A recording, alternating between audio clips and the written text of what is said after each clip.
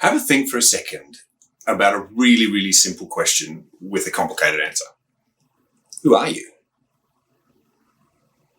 It's, who are you? Like, what makes you you?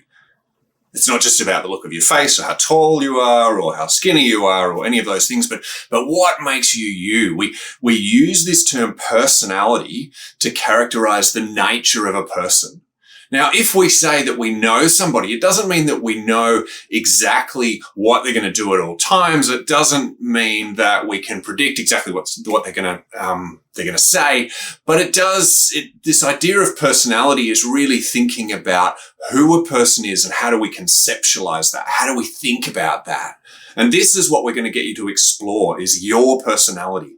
Now, there's all sorts of different ways of thinking about personality, but the one that we're going to use, the strongest one in research, is the big 5 personality factors or characteristics. Now, what this model suggests, and there's heaps of research to back this model up, is that each of us are made up of varying combinations of 5 different characteristics. So we all vary on these 5 different characteristics. Now, in a minute, you're going to look at these in depth in some videos, but basically the idea that you need to get your head around is that we vary in terms of openness, we vary in terms of conscientiousness, in terms of extroversion, in terms of agreeableness, and in terms of emotionality or neuroticism. So each of us have these kind of varying levels of all of these different characteristics, and those understanding those varying levels of those characteristics helps us to understand how we engage with the world.